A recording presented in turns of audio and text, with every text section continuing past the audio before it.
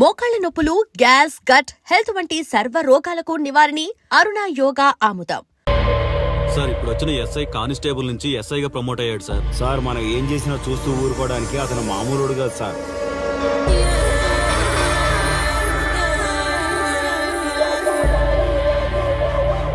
అతను మనకు అలవాటు అయ్యేంత వరకు మనం కొంచెం కంట్రోల్లో ఉందాం సార్. రేయ్, వార్నింగ్ ఇస్తున్నావా, విషయం చెప్తున్నావా? సార్ మేమేం చెప్పినా మీ మంచి కోసమే సార్. దాన్ని తీసుకొచ్చేరా. మీరైనా చెప్పండి అమ్మా. పెళ్ళాంచేస్తే బాధపడ్డానికి, పోలీసోడంటే భయపడ్డానికి నా కొడుకు కామన్ మ్యాన్ కాదు, కాశీ చెప్పాడికి.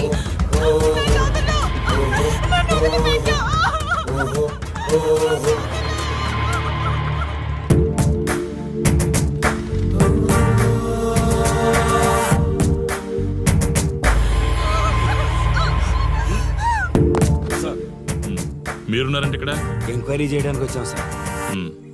కాశీ అంటే ఎవడెక్కడ? నా కొడుకు ఊళ్ళో లేడు, వస్తే కౌరెడతా, అప్పుడు రా. కనిపిస్తే అరెస్ట్ చేసి నీకు కబురెడతా, అప్పుడు నువ్వే రావాలి. నీ పెంపకం కరెక్ట్ కాదు. పదండి.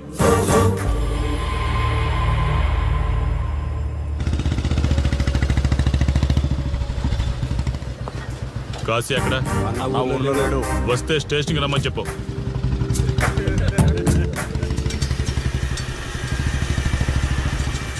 కాశీ ఉన్నాడా? ఇక్కడ లేడు. ఏమిటి సార్ ఆలోచిస్తున్నారు? ఆ కాశీ గురించేనా? మీరు ఈ ఊరికి కొత్త సార్.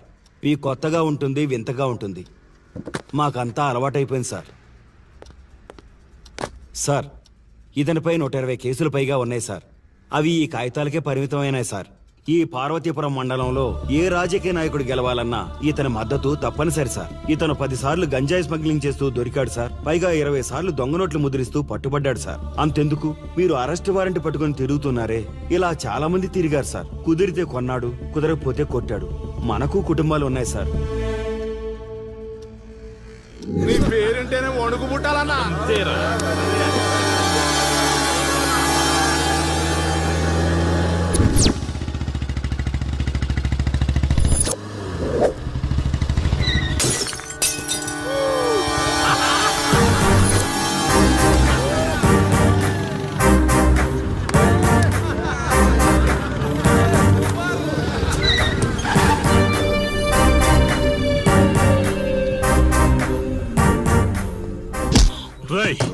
ఒళ్ళు బలిసిందా? రోడ్డు మీద తాగుతున్నావు.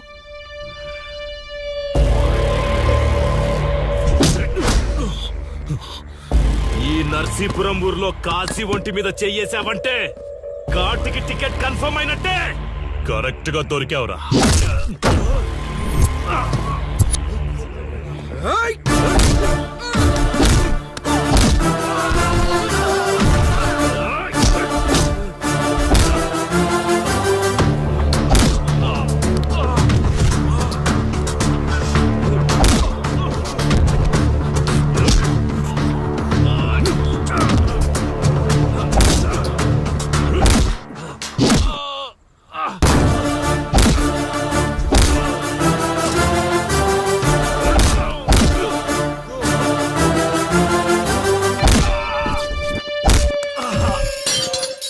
సార్, మీరు చాలా రిస్క్ చేస్తున్నారు సార్. నేను డ్యూటీ చేస్తున్నాను. 3 రోజులు గవర్నమెంట్ హాలిడేస్. నేను వైజాగ్ వెళ్తున్నాను. కాశీ అంటే భయపడే వాళ్ళని ఇంటికెళ్ళి భజన చేసుకోమని చెప్పండి. తిరిగి వచ్చాక వాడిని కోర్టులో ప్రొడ్యూస్ చేస్తాను. వాడిని వదిలే ప్రసక్తే లేదు. నమస్తే సార్. ఎక్కడ మీ ఎస్ఐ? వద్దా? ఎందుకు వద్దంటున్నావు కాశీ? చెత్త నా కొడక, ఊర్లో కాశీని విధవం చేసి వదిలేద్దామనుకుంటున్నావా? కాశీ పేరు వింటేనే ఊళ్ళో ఉచ్చ పోసుకునేవాళ్ళు, కానీ ఇప్పుడు కాశీ ఫోటో కనిపిస్తే ఉచ్చ పోసేలా చేశాడు. ప్రాబ్లం నాది, పోయిన పరువు నాది. నేను చూసుకుంటాను పో.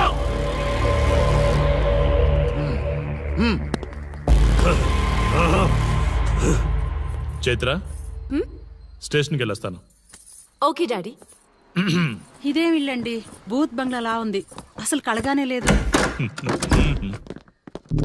నువ్వేంట్రా ఇక్కడ? జీవితాంతం జైల్లో ఉంటాననుకున్నావా? ఏమండి,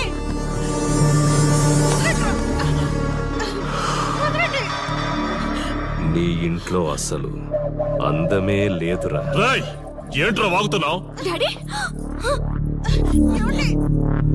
చైత్ర హే, మా డాడీని వదలండి వదలండి వదలండి. ఒక్క నిమిషం ముందు అబద్ధం చెప్పాన్రా. అందమంతా నీ ఇంట్లోనే ఉంది. ఎవరికెంత కసుందో తీర్చుకొని వచ్చేయండి.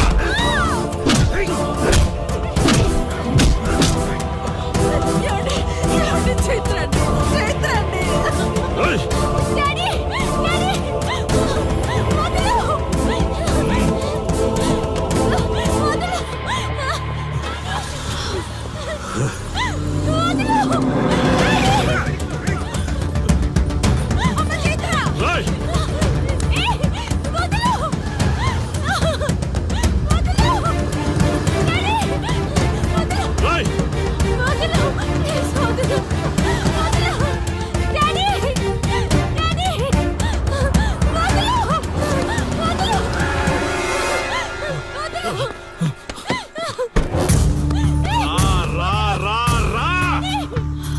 నీ డ్యూటీ నువ్వు చేసుకో, తప్పు లేదు.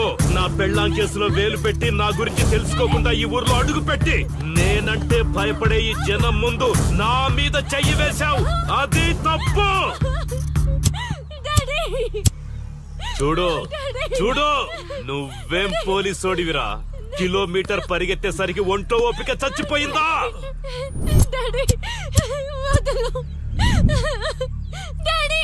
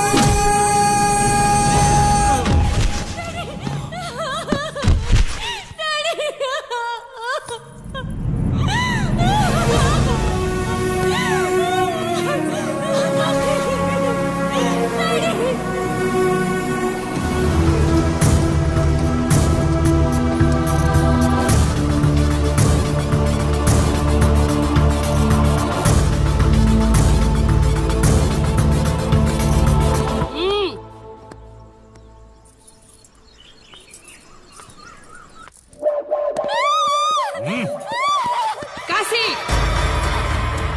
నొప్పి ఒక్కరోజు తెలిస్తే చాలదు. నువ్వు 3 రోజులు జైల్లో ఉన్నావు. అది జీవితాంతం మన ఇంట్లో బందీగా ఉండాలి.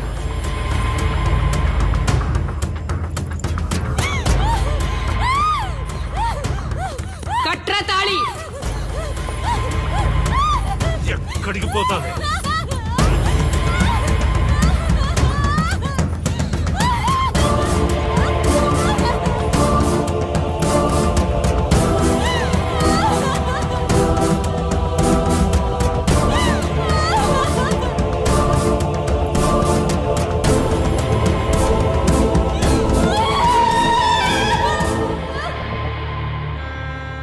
ఆ దుర్మార్గుడి నుండి తప్పించుకుని నా దగ్గరకు వచ్చింది. ఆ తర్వాత నీకు తెలిసింది.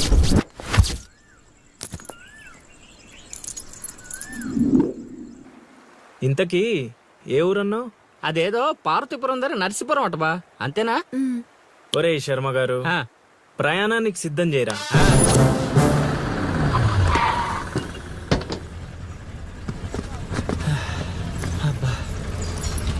బా, ఊరు చాలా పెద్దదిలా ఉంది. ఎక్కడ వెతుకుతావు? రే శర్మ గారు, నడవడానికి కాళ్ళు, తిరగడానికి ఓపిక 2 ఉన్నాయి కదా. ఐసులా పోనే. పోసేసుకుంటాడు.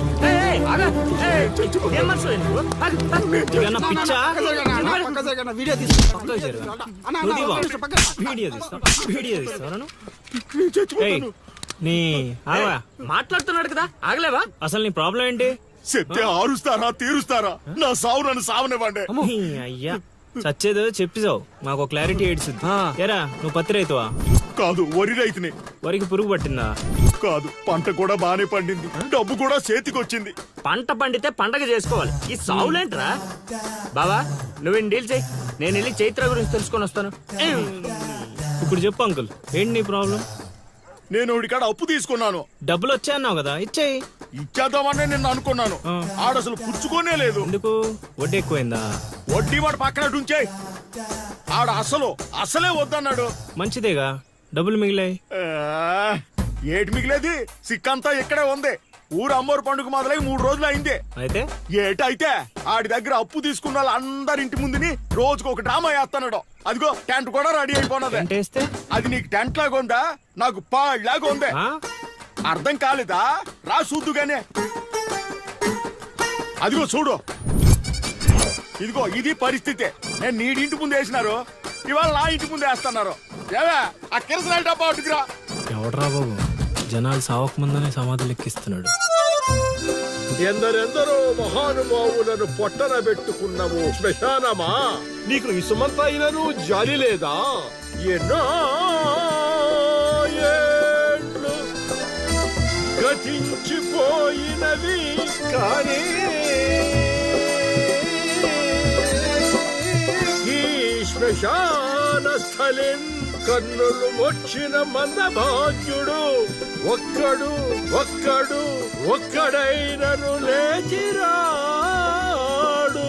ఎన్నాళ్ళ ఆహా హార్మోనియం పద్యం రక్తి కట్టే సమయంలో దగ్గి డిస్టర్బ్ చేశావు కదరా ఎద్దవ్వా. వంకెతకలేనమ్మా డొంకెట్టుకు ఎలాడిందట. పద్యం మర్చిపోయినని ఒప్పుకోవచ్చు కదా. అవే సాంఘిక నాటకాల హీరోయిన్.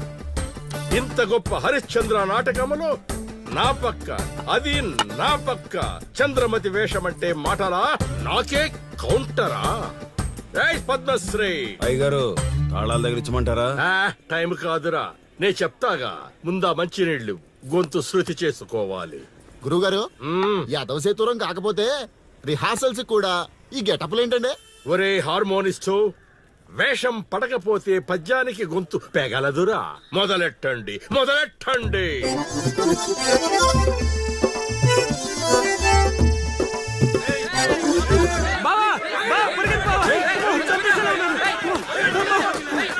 ఏం చేసావురా? నేనేం చేయలేదు బావా. ఈ ఊళ్ళో చైత్ర అనే అమ్మాయి ఉంది, మీకు తెలుసా అని అడిగా. అంతే, చైత్ర అంటే చిత్ర అని వినిపించిందట. దాని పిల్లవట బావా. అరే శర్మగా, నీ ఎంత పని చేశారా? చైత్రాన్ని చిత్ర అనుకుంటేనే 10 కిలోమీటర్లు పరిగెత్తించారు బావా. ఇంకా నయం, డైరెక్ట్ గా వెళ్ళా కాశీగాడిని అడగలేదు. కూర్చోబడిపోతుంది బావా. అమ్మా. చైత్రం వెతికి రూట్ ఇది కాదురా. మరేంటో తమరే చెప్పండి బాబు. అమ్మా